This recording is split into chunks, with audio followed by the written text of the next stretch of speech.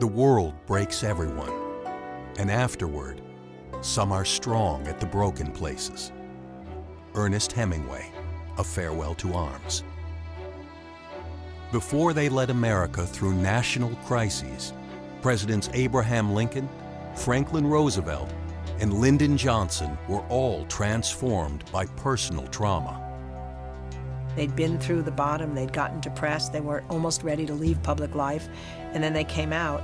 And once having been through that, it gives them a strength, I think. It gives them a humility, and it gives them a connection to other people that they didn't have in quite the same way before.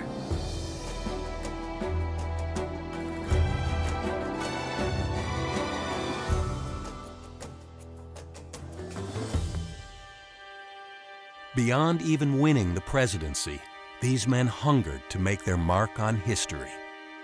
Ambition is a mystery to me. Where it comes from in people, it's the most important thing, it's a spring for success. And then the key is, if you have dreaming when you're young of some ambition, do you have the discipline and the perseverance to keep going after it? Throughout his life, Lincoln struggled to reconcile a melancholy temperament with a far-reaching ambition. In his early 30s, he fell into a deep depression. Friends worried that he was suicidal. They took all knives and razors and scissors from his room. And his best friend, Joshua Speed, came to his side and said, "Lincoln, you must rally or you will die." And he said, "I know that." And he said, "If everybody had my face, there wouldn't be a cheerful face in the whole world. I would just as soon die now, but I've not yet accomplished anything to make any human being remember that I have lived." So that worthy ambition to leave the world a better place became almost his lodestar. It got him through that depression, and it stayed with him the rest of his life. Lincoln's life armored him with a rare mix of compassion and determination, humility and confidence. As president-elect, he put ego aside to gather the strongest men in the country, convinced he was the strongest of them all. What it showed when Lincoln decided to put his three chief rivals into his cabinet was an enormous internal confidence. Nothing will prevent war. Coming into this office as he was, much less known than the other three, much less celebrated. Each one of them wanted to be president and thought they should have been president instead of him. Many of them had said slighting things about him. I cannot surrender a federal fort without a fight. It's the wrong message to send to Europe. But he had enough confidence and humility to know that the best thing I can do is to shore up my weaknesses. Come again, Mr. Seward? I don't know foreign policy. I've never been out of the country. I need Seward, who's traveled all over the place, who knows foreign policy. I strongly recommend we postpone this. Until we win a battle. Just so. I don't think he worried that he'd be overshadowed. His friends said, "You'll be a figurehead amidst them all." And somehow inside he's saying, "No, don't worry about me. I'll be fine."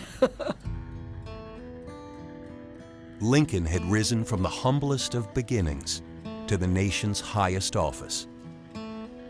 He embodied the ideal of self-government, and he knew the Civil War could determine the fate of democracy in America and across the globe. The President of the United States!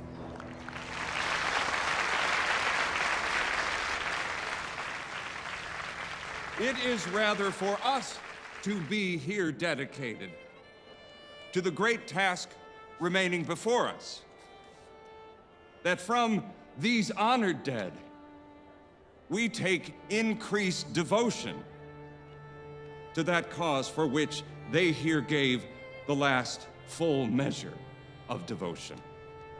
That we here highly resolve that these dead shall not have died in vain. That this nation, under God, shall have a new birth of freedom. And that government of the people, by the people, for the people, shall not perish from the earth.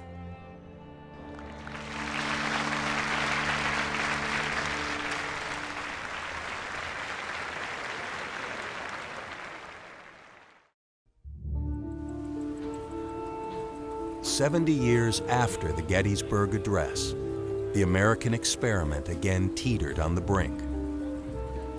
The Great Depression cost millions their life savings. 16 million jobs gone. In their place, breadlines and starvation. When one economist asked if there was any historical precedent, he replied, yes. It lasted 400 years and was called the Dark Ages. Paralyzed, the country turned to a man who had spent years struggling to stand. You have nominated me, and I know it, and I am here to thank you for the honor.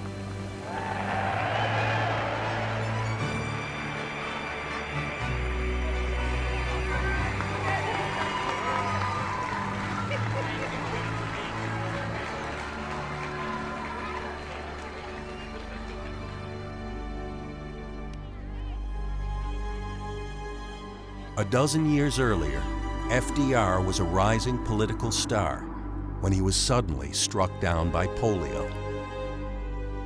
He had always had this confident, buoyant, optimistic temperament, and yet when the polio came, it was tested severely. I mean, to imagine yourself in your late 30s, having loved athletic activity, and you find that you're paralyzed from the waist down. He would spend hours, as he said, just trying to move his one toe a little bit. And then it made him calm and patient in a way that he had not been before.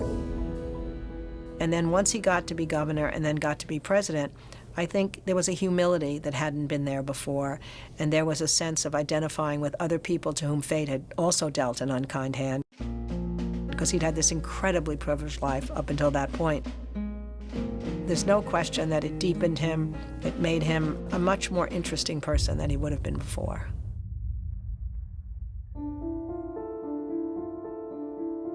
As Inauguration Day dawned on March 4th, 1933, the New York Stock Exchange suspended trading indefinitely. Banks closed in 34 states. Millions of people couldn't buy gas, milk, or bread. For the first time since the Civil War, armed troops guarded federal buildings. America has touched bottom. 16 million out of work, the banks tottering, business stagnant. This nation is asking for action, and action now. Friends told FDR, if you succeed, you'll be the greatest president in history. If you fail, you'll be the worst one. FDR sagely replied, if I fail, I'll be the last one. This great nation will endure as it has endured, will revive and will prosper. He projected that sense that we're going to get through this. And hundreds of thousands of telegrams came into the White House, saying that somehow it's going to be okay because you're there. And that's that mystical relationship between a leader and the followers, that somehow his optimism and his belief and his confidence in himself, he projected onto the people, and they felt confident in themselves that they would get out of this. It can bring to the people an attainment of their welfare. FDR trusted the people, assuming all would be well if he communicated clearly with them. What FDR did on his radio chats was to really have a conversation with the American people, so that when they listened in their radios, in their living rooms or their kitchens, they felt he was really there talking to them. He would say, my friends, my fellow Americans. They felt he was their friend. Hitler's mechanized forces are... You could walk down the street on a hot Chicago night when one of his fireside chats was on the air, and the windows would all be open, and you could hear his voice coming out of every house. You could keep walking down the street and not miss a word of what he was saying. After all, there is an element in the readjustment of our financial system more important than currency, more important than gold, and that is the confidence of the people themselves. Let us unite in banishing fear. We have provided the machinery to restore our financial system and it is up to you to support and make it work. It is your problem, my friends, your problem no less than it is mine. Together, we cannot fail.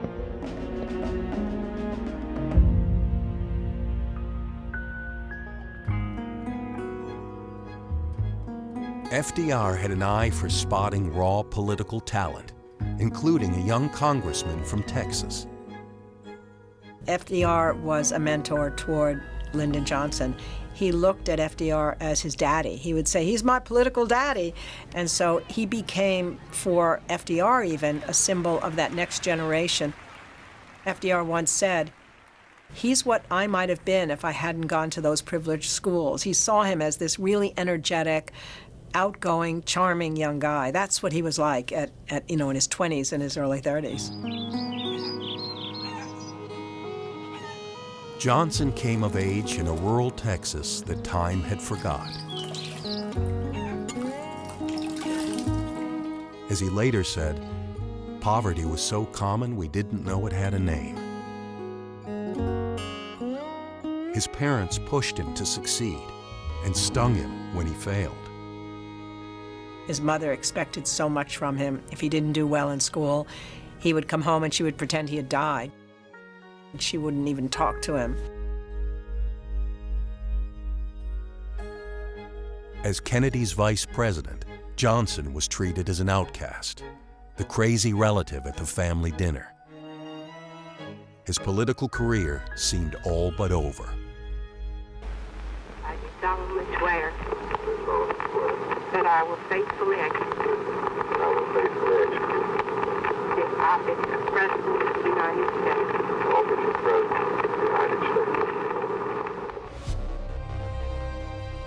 When Kennedy was killed, LBJ was seen as a usurper, a pretender to the throne. LBJ realized right away that because Texas was the place where the murder had happened, and then as it turned out the murder of the murderer had happened, that he was not going to be seen as a legitimate president, that he hadn't won the presidency in his own right. So he knew he had to somehow establish that. 5 days after taking office, LBJ addressed a joint session of Congress and a skeptical nation. This nation has experienced a profound shock. And in this critical moment, it is our duty, yours and mine, as the government of the United States, to do away with uncertainty and doubt and delay, and to show that we are capable of decisive action. That night, Johnson turned crisis into opportunity. In his words, "History books taught me that martyrs have to die for a cause. John Kennedy had died, but his cause was not clear. That was my job." Since the Civil War, Southern blacks had lived segregated lives, separate and unequal, banned from white buses, bathrooms, and hotels. LBJ was determined to change all that.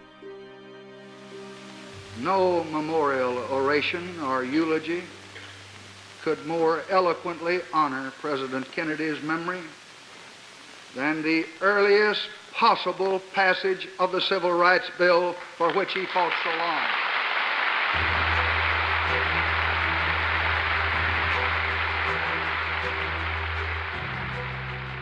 And he took a real risk by going for civil rights.